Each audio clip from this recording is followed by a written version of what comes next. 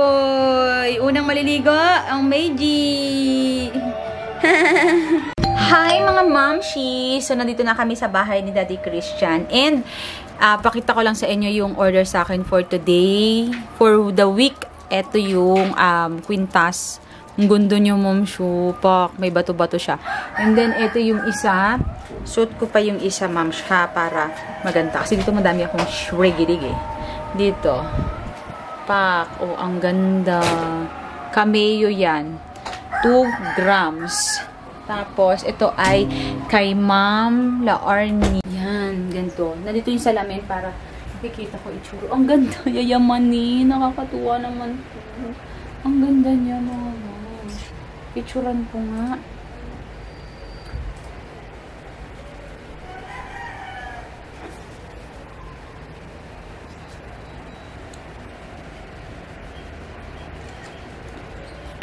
Ang mahiwagang tuyo ang ating uulamin.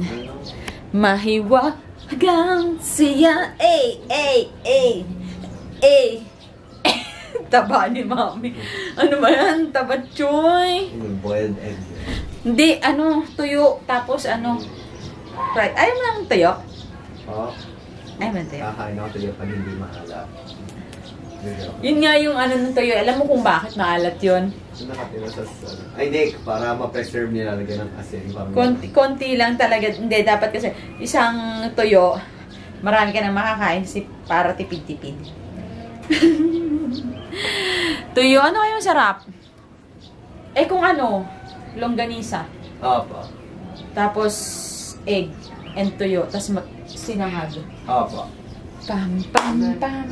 Pam, pam, pam, pam. Tabachoy! Makakaloka. Kailangan ko na ulit mag-choice ice. Hi.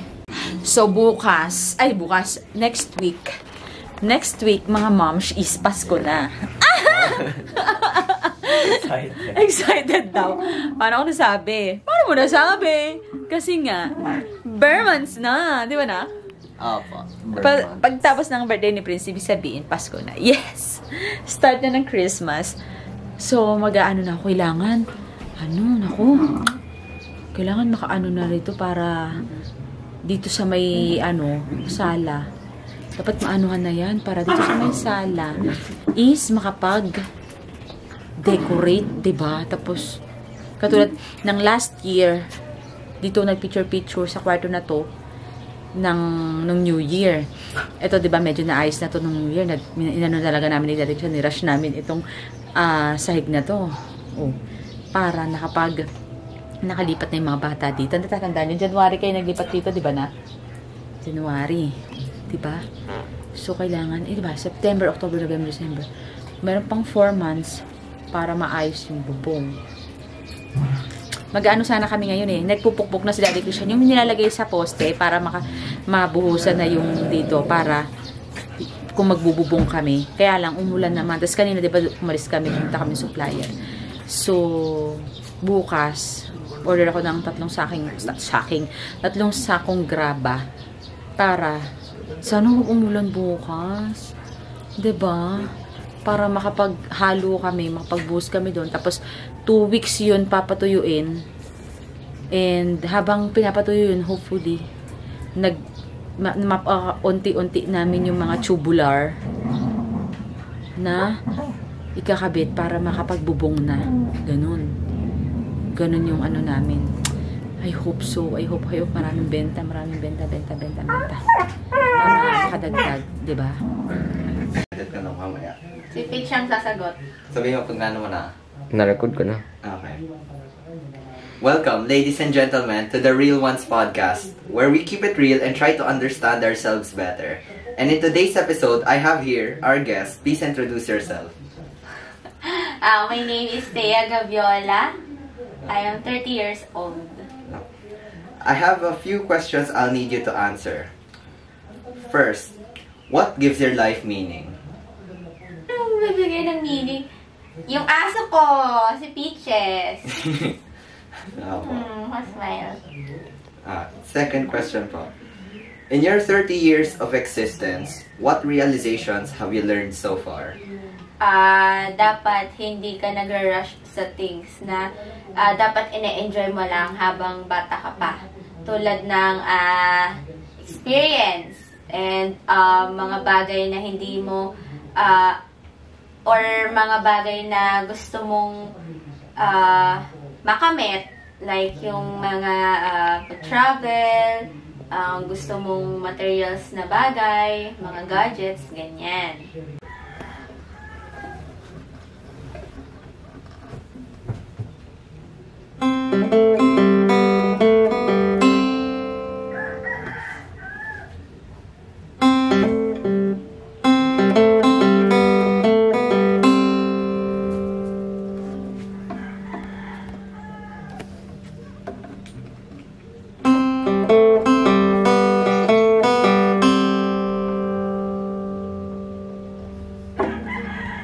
Hi mga mamshi, tignan nyo, may nakita akong ganito sa isang bakery sa palengke namin. Tapos, tignan ko siya. Alam niyo yun, mams, na ito 30 pesos, 8 pesos, 8 pesos. Ayan, tanghali na kasi mga mamshi. Tapos, alam niyo yung mga dating cake? Alam niyo yung mga dating icing? Mga mamshi, ganun siya. Oh, reminds me of mga dating cake. Yung parang natutunan. Basta yung old. Pero masarap. Gusto? Sinong gusto? Wait lang. Ito namang donut. May palaman siyang parang caramel. Tapos punong-punong siya ng gatas. Hindi siya yung sugar, powder sugar. Hindi. Gatas.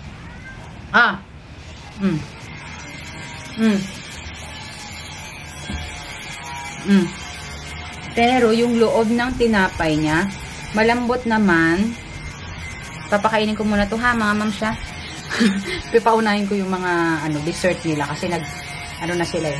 Kumain na silang kanin. Woo! Ito siya.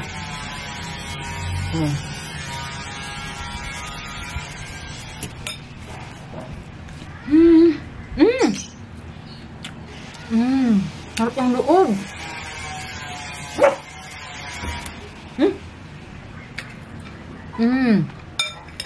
Harap.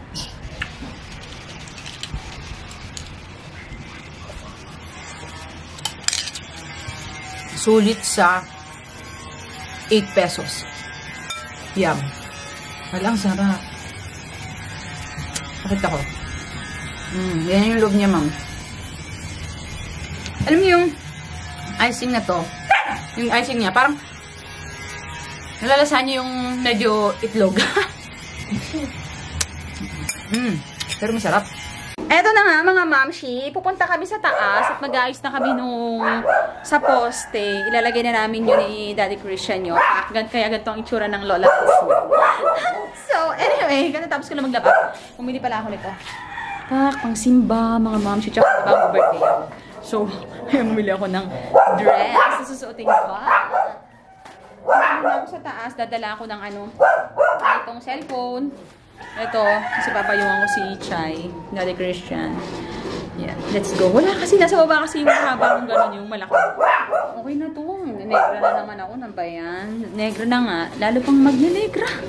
Pakita ko muna sa inyo si Daddy Christian.